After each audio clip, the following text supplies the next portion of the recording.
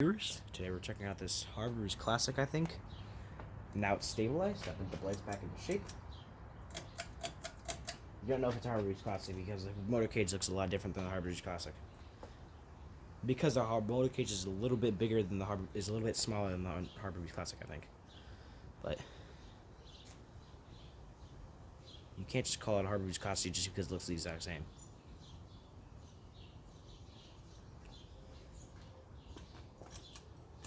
It's not a Harbor's Claire, because the Harbor's Claire have bigger motor cages. They're wider. Here's low speed with it. Low speed kind of goes fast. I mean, it's not actually pretty fast. For a 42-inch Phantom also too. Here's medium speed.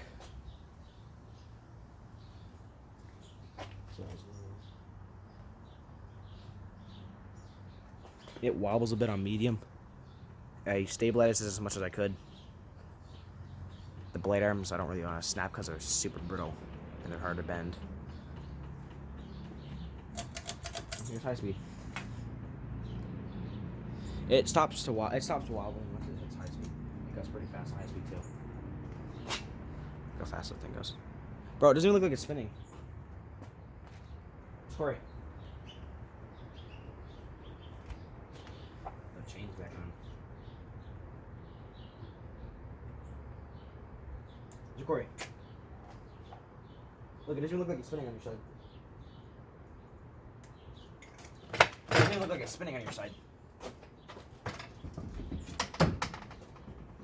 It's looking like it's spinning slow on the Gumit for some reason.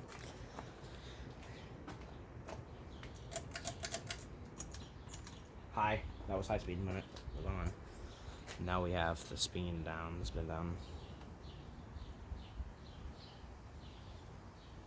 Well, it's a small fan. Why wouldn't it be fast? I'll see you guys in the next video. Bye.